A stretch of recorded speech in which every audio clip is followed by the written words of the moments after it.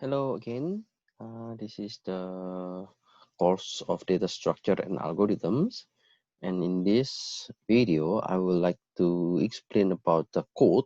Okay? So you already learned about the merge sort, and then you already learned about the quick sort. And those two sort algorithms are uh, quite good on the performance. And we want to know more about how can we utilize the Python code for the merge sort and the quick sort. And on this Python code, I will also explain another type of sorting, which is bubble sort. And we are going to learn how can the algorithms work on the sorting problems and which algorithm are the best. So let's see. If you're doing with the graph before, you already did the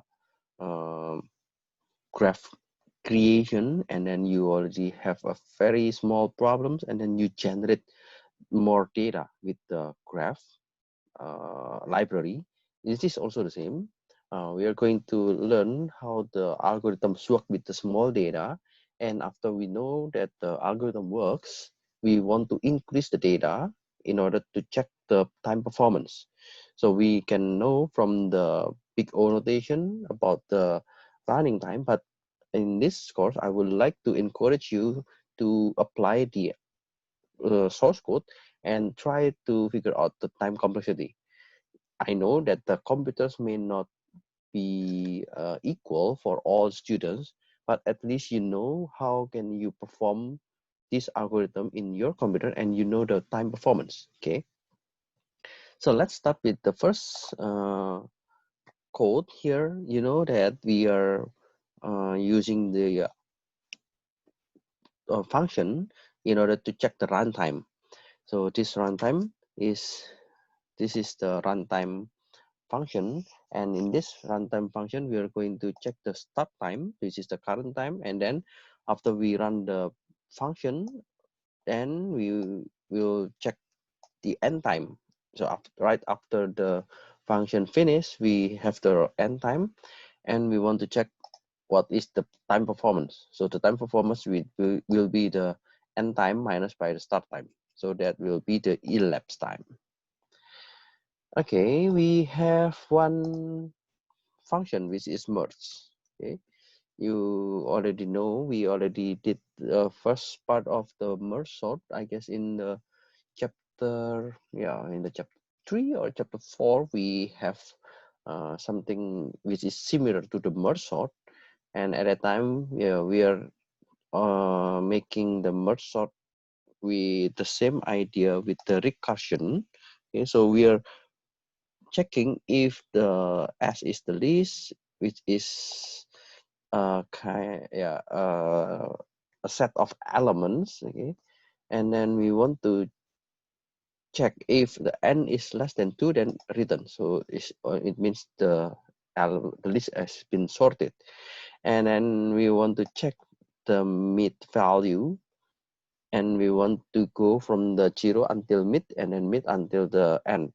So this is the first half, and then this is the second half. I guess if we have the first idea about the like binary search tree, we have the concept of low, mid, and high.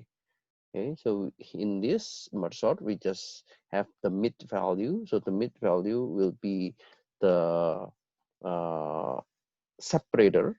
Okay, when you know the mid value, then you will just divide into the list which is less than the mid, and we have another list which is higher than the mid. And after we have the S1 and S2, okay, we will check again with the merge sort S1, merge sort S2.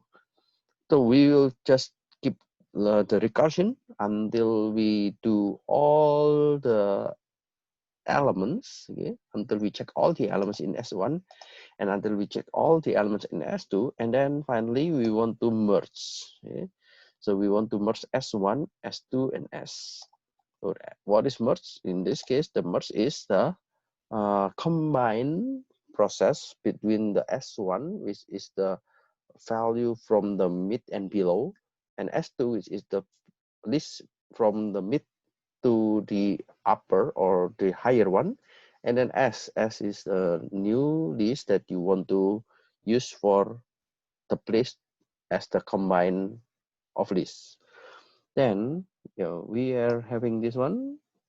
If the I plus j is less than length s, then you're going to copy the element of s1 into the next item of s. If the other items is true, then we're going to copy the element of s2 as the next item of s. So the idea is almost the same with the priority queue that you already learned. Okay?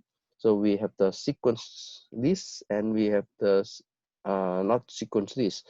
So whenever we have the value, then we will put on the last one. We have the value that have matched with the combination of the sorting, then it will be at the next item of the S. Okay. So the merge we already learned in the class. So we are going to check. Okay. So we are going to check the test time. The test time, let's just make a new list like this one. And then let's suppose I have the S is a list of number like this one. 5, 6, 3, 7, 2, 10, 7, 9, 12, 1, and 13. Okay.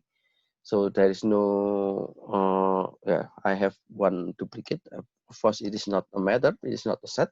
So it is only a list. So we want to know how well we perform this one. Then I will run the runtime, which is the merge sort, and then I would like to put the S, which is the list. So if I want to run the analysis, I just put A1. A1 will be the time. A1 will be the time to run the function merge sort on this S. Okay. So after you have the A1, then just want to have the mean and the standard deviation. Okay. So for example, this is the S. S is the list of values, like the list of integers values like this one, and then you want to check the standard deviation. Okay, so the mean is 6.8 and standard deviation is 3.7. Okay. Of course, if you run with the small number of data, it's very low. Okay, so if you want to check like this one, if you want to check the A1, okay, 0.0, so the time is meaningless. Now you want to check if you add more data. Okay, if you add more data, then what is the time computational that you can get? So let's suppose that we have the S10. S10 is a new list and there is no value. Okay, and maybe you will have the same situation. This will be the real data, or this will be the real values that you have. But if you want to experiment with the new value or with the bigger values, you said that, okay, I don't have any data. Yes, sure, of course, you can just use with the random generator. So I can say this is the random generator. Okay, so this is the random generator, and you can use, this is one of the option. In the graph section, we already learned how to generate the graph with one of the graph library. For this one, because we are just trying to sort the integer values, or we are just having only one type of arrays, then I will just use the random function. Okay, the random function here, I'm just using the seed. Seed means, if you already learned in the some other programming languages, okay, you can determine the seed in order to make the random number in one computer will be the same with the random number in another computer.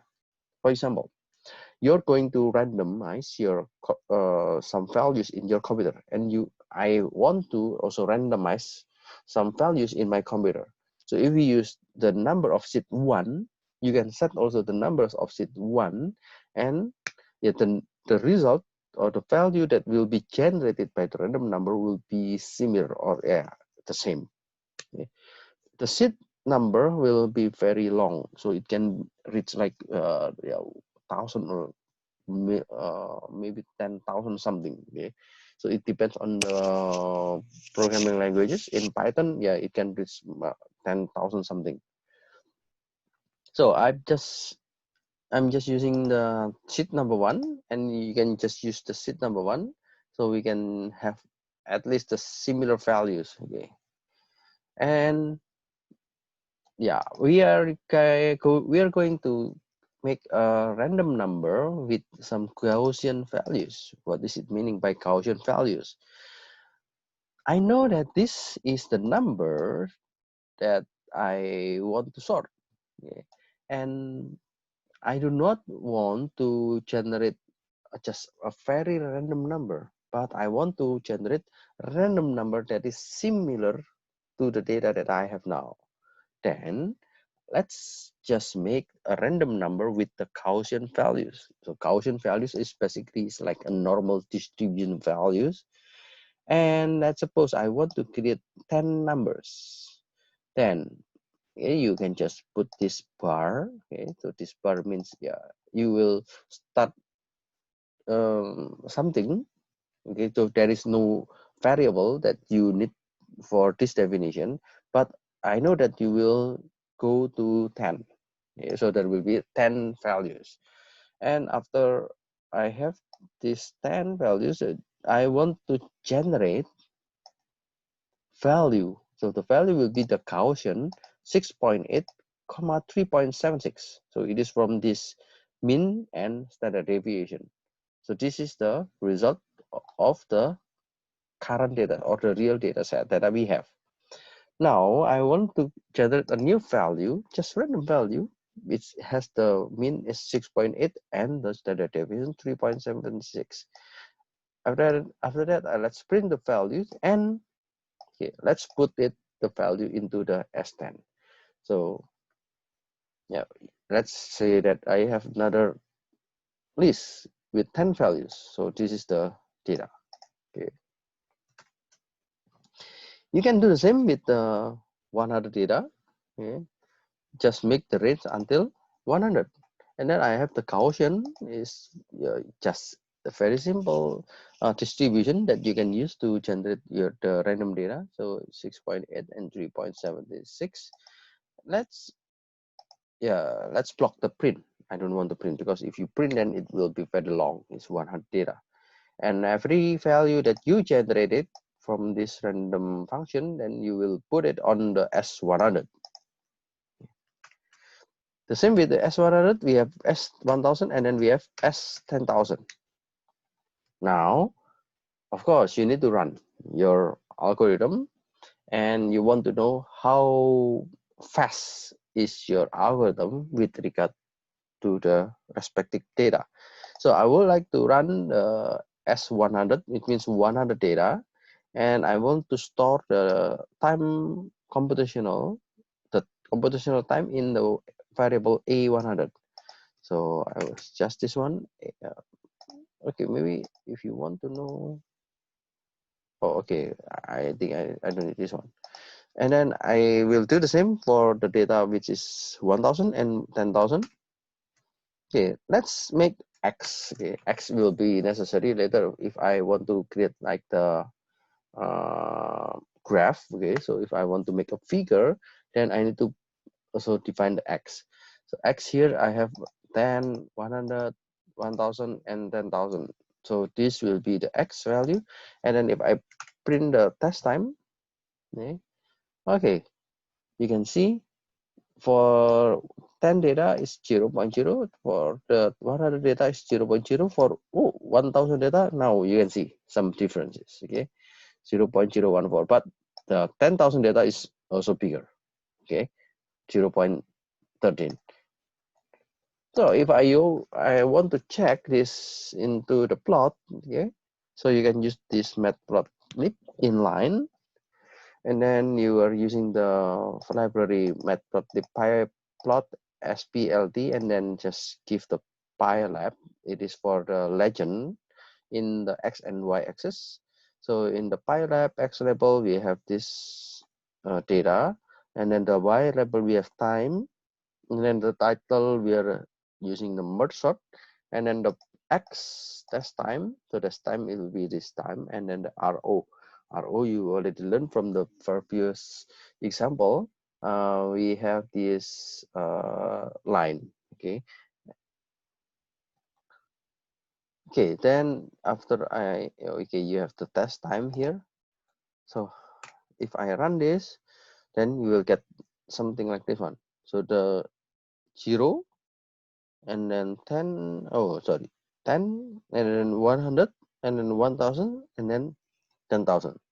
So you can define all the numbers by yourself. For example, I want to have like 0, 10 and then 100 and then 1000 and then 2000, 4000, 6000, 8000, 10,000. That's also fine, but the result will be something like this one.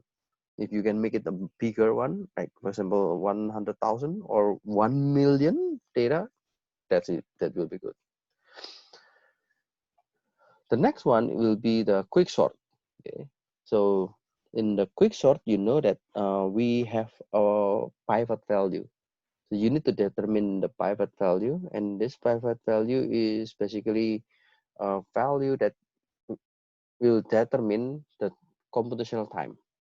If you're using the value which is in the range of 0.4, 0 divided by 4, so 3/4 of the range of the values, then your result might be the best, like merge sort. But if your pivot value is in the outlier or is very nearby the end or nearby the beginning of the values, then it might not work with n log n. Okay, so what we are going to do here is to first do the partition. Okay, so when we have sorry, we have the quick sort. Okay, the quick sort will do the one parameter, which is array, and then the Q sort will start from the array 0 until the length of the array. And then every time we are doing the quick sort, we will check what is the low and what is the high. So in this case, the low is 0 and the high is the length. And then we are checking low is less than high. Yes, then do the partition. Okay. So to do the partition means I would like to use the low and high as the, yeah, in this case, we are using the pivot as the low. Okay. And yeah, of course, if you are doing this one, then the computational time will be higher. Okay. And let's see later with the merge sort whether it will be the same or it is higher than the merge sort. So the low will be assigned to the pivot, and then now I have the ij equals to low minus 1 and high plus 1.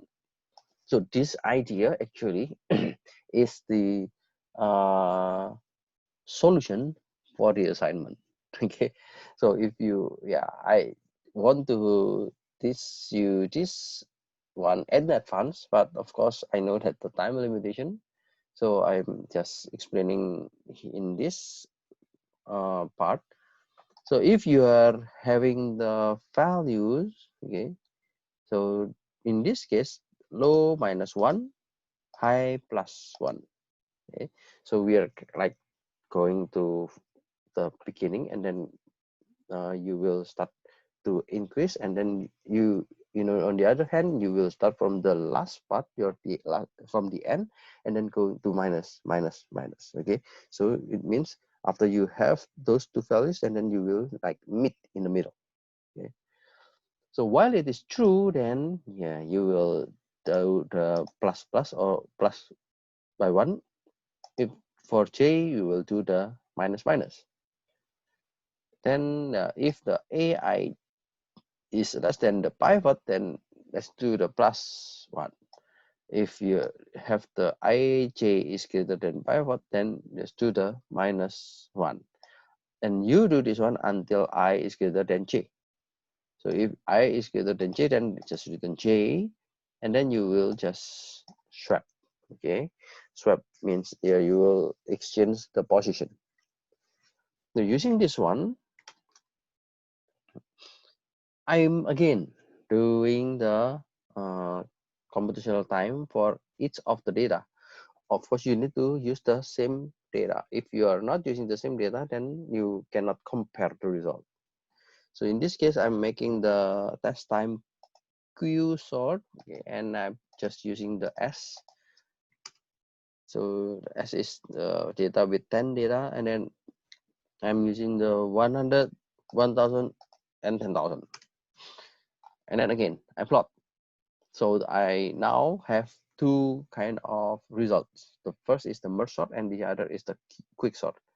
So I'm going to put the title as merge sort and quick sort. The X is data and the Y is the time. And then I'm making two plots. First is the X with the test time, and I'm just using the RO is to indicate that this line. And then yeah, let's make the color as red. For the other, for the quick sort, I'm just putting the color as blue. So you will have the legend. There are two, which is merge sort and quick sort, and the location is on the upper left and show. So yeah, it depends on your computer. The performance of computer is really depending about how many programs that you're running now. Okay. Your computer might be different with my computer, so you cannot say that there is an exact value here. So your value with my value might be different according to the specification and the current performance. If you see here, okay, for the small data, like the quicksort is much faster, but at the end, the quicksort is higher than the merge sort. Is it true? Yeah, actually, there is not so much different. If you check this, the value is like 0.13 and 0.14. Okay, so it's very small difference. Now I'm using the other algorithm. If you already learned from the class that uh, the merge sort and the quick sort, it has the ON as n log n. Okay. But there is another algorithm, we call it, this is the bubble sort. Okay. So just making the bubble, and then we want to exchange the values once you know that the value is higher than the other. So we are using the for loop. So the for loop has two. So I from for I until the length of the array, and then j until the length of the array, and then yeah, we will check if the I is greater than the index j, then swap. Okay, so this kind of swapping actually, if you check this one and 2, so there are two loops. So in this case, it is O n, yeah, O n power of 2. Okay, so this is O n power of 2. Of course, the performance is the computational time is higher than n log n. This computational time of bubble sort is higher than the merge sort and quick sort. But let's test, okay? Don't worry, we can test. The test time for the bubble sort, the same. We are using the data like the 10 data and then 100, 1000, and 10,000. Oops. Oh, sorry, I need to run this. Okay. Then finally, you will see the plot. Okay. You already have the merge sort, you already have the quick sort. Now we will have the bubble sort. And then you just put the bubble sort, and then again you will plot with three type of graph. The first is red, the other is blue, and the other is green. So if you have like four data, you have four algorithms, then you need to have like this one four. Yeah, you can determine like red, blue, green, orange, yellow. Okay, so the color or the main color are available, so you can use it. And then now we are making the merge sort, quick sort, and bubble sort, and the upper left will be the place for this legend and then show. Okay, so it's something like, yeah, similar with the previous one. Now you can see that the bubble sort has a very high on the computational time. Why? Because the bubble sort consists of the O(n) power of 2. Meanwhile, merge sort and the quick sort has n log n. Then you can see clearly from this one that the bubble sort is not that efficient. Even though the results are the same for merge sort, quick sort, and bubble sort, but the time perspective is not different. So if you need to choose which algorithm that you want to use, yes, of course, you will choose the lowest one, or you want to choose the fastest one. Which is the fastest? Yeah, this one. Either merge sort or quick sort, but not bubble sort. It is obvious, okay? You have only 10,000 data, but it's already like 6 seconds. 6 seconds for 10,000 data. What about if you have big data, 1 million rows, or for example, 1 billion rows? Then it's impossible to use bubble sort. Okay, so you need to use the shortest, the fastest one, which is quick sort or bubble sort. Quick sort or merge sort. So the conclusion you need to define. Okay, you need to say to me later, the results are the same. So show me the result. So the merge sort, the quick sort, you can see the order, and if they are in the good order, then of course your algorithm is correct. And then yeah, you need to show this one. In this case, the graph clearly say that the bubble sort has a high computational time in comparison to the merge sort and quick sort. So those kind of things you need to explain, and you need to show this graph in order to prove that you are already doing the experiments with your data set. Okay, I guess that's all for this video, and hopefully this is useful for your team project.